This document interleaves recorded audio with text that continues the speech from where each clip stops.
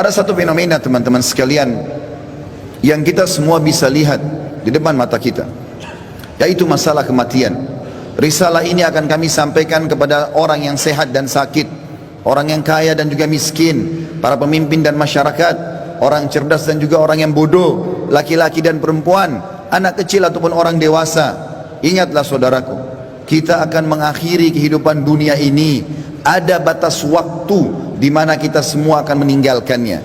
Semua yang kita kumpulkan dari rumah yang mewah, kendaraan yang kita banggakan, pasangan hidup, apa saja dari pakaian, bahkan perlengkapan dan pernak-pernik kehidupan ini, semuanya akan ditinggal. Pasti kita akan meninggalkannya. Nabi SAW bersabda dalam sebuah hadis yang sahih, kalau anak Adam meninggal dunia, akan ikut bersamanya ke kuburan tiga: keluarganya, hartanya, dan amalnya. Serta akan pulang dua, keluarganya akan pulang. Secinta-cintanya seorang istri pada suaminya, pasti dia tidak akan pernah menginap di kuburan itu. Dia akan pulang. Cinta-cintanya seorang suami pada istrinya juga tidak akan tinggal menemani istrinya di kuburan. Orang tua dengan anak, teman dengan temannya, bawahan dengan atasannya, semuanya akan meninggalkan kuburan tersebut. Begitu juga dengan harta. Mobil semewah apapun hanya diparkir di pagar kuburan. Setelah itu akan dibawa pulang menjadi warisan. Yang tinggal bersama kita hanya satu, amal kita, yang selama ini selalu kita lalaikan. Mikrofon masjid dengan keras, panggilan dari Allah, hayya 'alas shalah, hayya 'alal falah, ayo salat, ayo menuju kepada kemenangan, kita lalaikan. Orang miskin yang mengetuk-ngetuk kaca mobil, di sebelah rumah orang miskin tidak makan, mengulurkan tangannya, lalu syaitan membisikkan kuping kita mengatakan, orang itu masih muda, masih kuat. Lalu kita mengiyakan syaitan sehingga kita tidak mengeluarkan sedekah tersebut.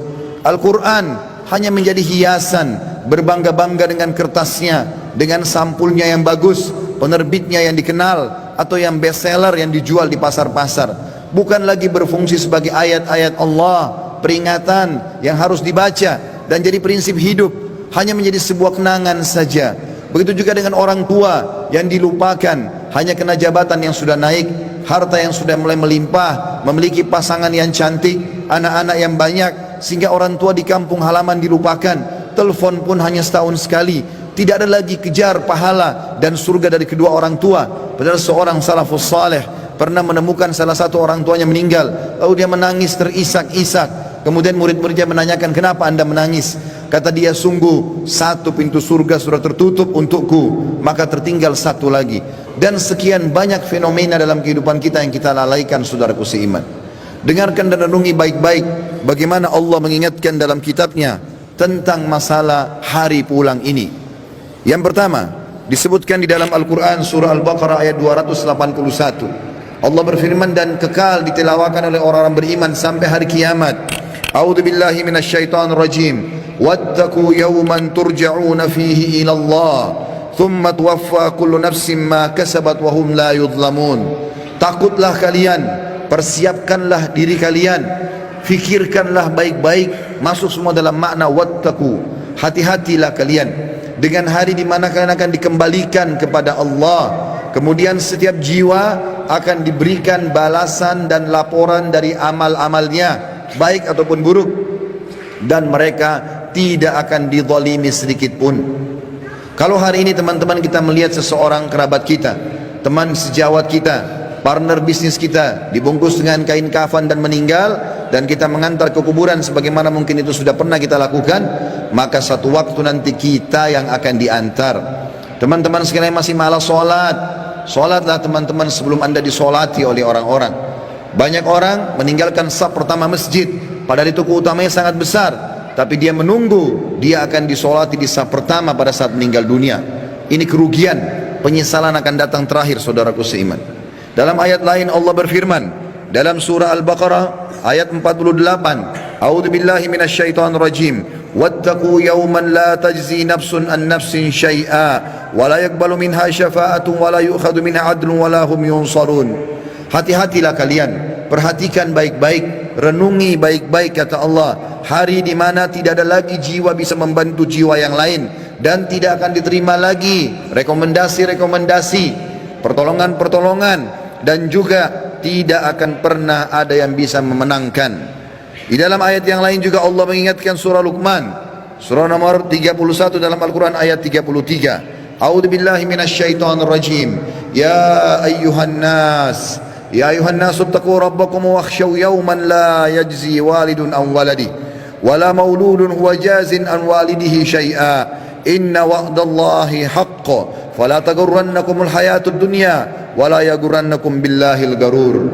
Artinya, hai sekalian manusia, wahai manusia, Allah panggil, Allah memanggil semua kita tanpa mengenal sukunya, bangsanya, jabatannya, status sosialnya, ataupun laki-laki dan perempuan, muda ataupun tua. Allah mengatakan, wahai manusia, takutlah kalian kepada Tuhan kalian dan khawatirlah terhadap hari di mana tidak akan ada lagi pertolongan, tidak ada orang tua bisa menolong anaknya, dan tidak lagi anak-anak bisa menolong orang tuanya. Sesungguhnya janji Allah pasti benar. Jangan kehidupan dunia melalaikan kalian, dan jangan sampai kalian terlalaikan.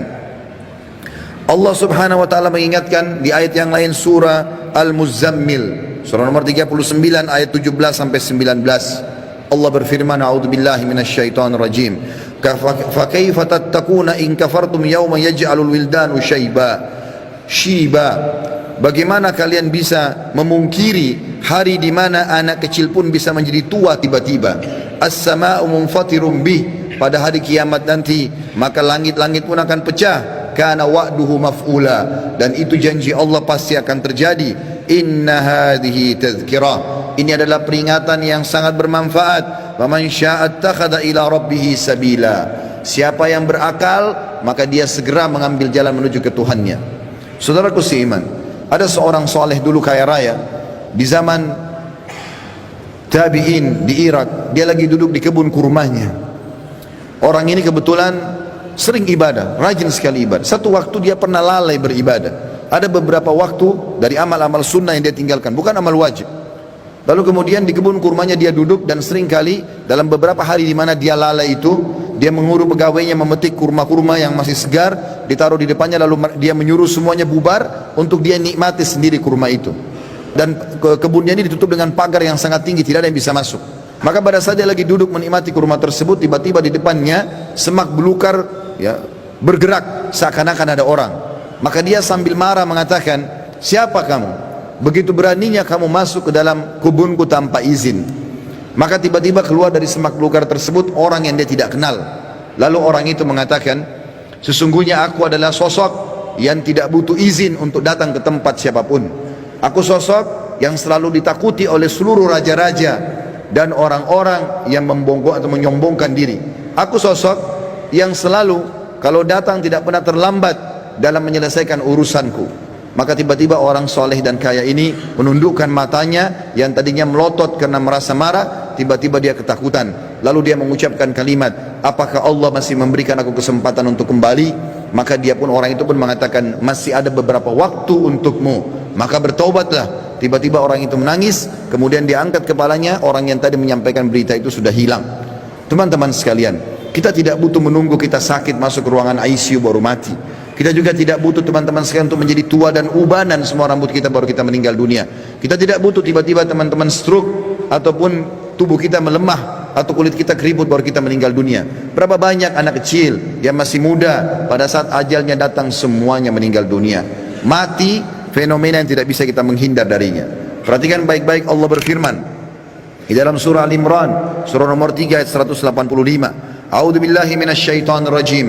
Kullu nafsin dha'iqatul maut wa innama tuwaffawna ujurakum yawmal qiyamah wa man zuhziha 'anil nari wa udkhilal jannata faqad faz wa mal hayatud dunya illa mata'ul gurur. Semua yang bernyawa pasti merasakan kematian, dan mati adalah terlepasnya ruh dari jasad seseorang dan pindahnya dia ke alam abadi akhirat sana.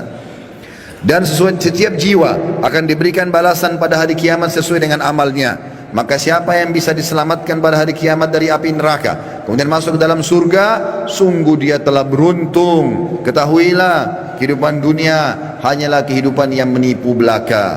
Di dalam ayat lain, Allah mengingatkan juga dalam surah Al-Anbiya, wahai para olahragawan yang merasa badannya berotot, kuat, segar, atau orang-orang yang menjaga kesehatannya dengan vitamin yang mahal, tidak akan bermanfaat pada saat ajal datang. Wahai orang-orang yang merasa hartanya banyak, orang yang selalu memerintahkan banyak pegawainya. Sadarlah teman-teman sekalian, bahwasanya itu hanya sebentar. Semua ada pertanggungjawabannya. Allah mengingatkan dalam surah Al-Anbiya, surah nomor 21 ayat 35. A'udzubillahi minasyaitonir rajim. Kullu nafsin dha'iqatul maut wa nabluukum bisyarri wal khairi fitnah wa ilaina turja'un. Semua yang bernyawa pasti akan mati, dan kami menguji kalian dengan kebaikan dan keburukan sebagai fitnah. Maka kalian harus tahu, kalian akan dikembalikan kepada kami. Maksudnya kata ulama tafsir, kebaikan adalah dengan jabatan, dengan harta, dengan kelebihan paras wajah, fisik, pasangan hidup, keturunan yang banyak. Itu cobaan dari Allah subhanahu wa ta'ala. Bersyukur tidak, digunakan dalam ketaatan kepada Allah atau tidak, dia tunggangi enggak itu untuk panen pahala yang besar pada hari kiamat. Begitu juga kami uji kalian dengan keburukan. Keburukan juga datangnya penyakit, gangguan orang, semua melalui itu.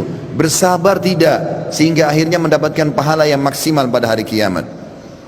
Di dalam ayat lain surah Al-Ankabut, surah nomor 29 ayat 57 juga Allah berfirman, A'udzubillahi minasyaitonir rajim. Kullu nafsin dha'iqatul maut, thumma ilaina turja'un. Semua yang bernyawa pasti akan mati. Sekuat apapun dia, sehebat apapun dia sembunyikan dirinya dalam sebuah bangunan yang besar, pasti dia akan mati dan akan dikembalikan kepada kami. Di dalam ayat lain Allah lebih jelas lagi menekankan masalah itu dalam surah An-Nisa. A'udzubillahi minasyaitonir rajim. Ainama takunu yudrikumul maut walau kuntum fi burujim musyayyadah. Dimanapun kalian sembunyi, pasti mati akan datang kepada kalian, walaupun kalian sembunyi di dalam bangunan yang sangat kokoh. Dan terakhir ayatnya adalah Allah SWT mengingatkan dalam surah Jum'ah, ayat yang sudah sangat masyhur, surah nomor 62 ayat 8. A'udzubillahi minasyaitonir rajim. Qul innal mautal ladzi tafirruna minhu fa innahu mulaqikum thumma turadduna ila alimil ghaibi wasyahadati fayunabbiukum bima kuntum ta'malun. Katakan hai Muhammad, sampaikan kepada semua manusia, terutama umatmu, mati yang selama ini kalian tidak mau kenang, tidak mau ingat, tidak mau punya persiapan, pasti akan mendatangi kalian. Kemudian kalian akan dikembalikan kepada zat yang maha mengetahui yang gaib dan juga yang nyata, dan akan memberitahukan kepada kalian apa yang telah kalian amalkan.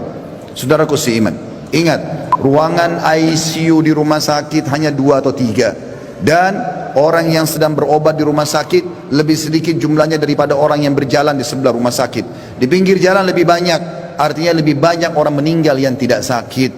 Hati-hati. Berapa banyak orang yang muda, masih anak-anak sudah dipikul di geranda jenazah. Sadarlah teman-teman sekalian, mati ini kalau selalu dikenang, dia akan jadi pengontrol dalam kehidupan. Maka kita hanya selalu tahu yang kita nikmati yang halal, yang kita kerjakan yang diperintahkan oleh Sang Pencipta Allah, dan semua yang haram, bahkan yang makruh pun akan ditinggalkan. Mati adalah pengawas yang sangat baik. Makanya kata Nabi SAW dalam sebuah hadis, kafa bil mauti dzakira, cukuplah mati itu akan menjadi peringatan bagi orang-orang. Ini bukan bermaksud menakut-nakuti, tetapi kita harus sadar sebagai seorang muslim, salah satu rukun iman kita iman kepada hari kiamat, rukun iman yang kelima, dan rentetannya adalah mengetahui kematian akan datang, mengetahui adanya alam barzah, dan juga kita tahu akan ada pembangkitan hari kiamat dan ditimbang amal baik dan amal buruk, serta juga akan ada surga dan neraka. Ini penentuan terbaiknya adalah pada saat sekarang kita masih hidup. Jangan terus-menerus lalai. Cukuplah yang telah berlalu. Kata para ulama, kalau yang berlalu adalah kebaikan, bersyukurlah dari amal soleh. Kalau perbuatan buruk, maka bertaubatlah. Kalau seandainya kamu masih hidup hari ini, perbaikilah amalmu hari ini, dan hari esok kau hanya bisa membuat program. Oleh karena itu teman-teman sekalian, hati-hatilah dengan masalah-masalah seperti ini. Sebaiknya setiap muslim harus sadar, memperbanyak mendalamkan ilmu agama dan beramal soleh, serta bertobat dari dosa-dosanya.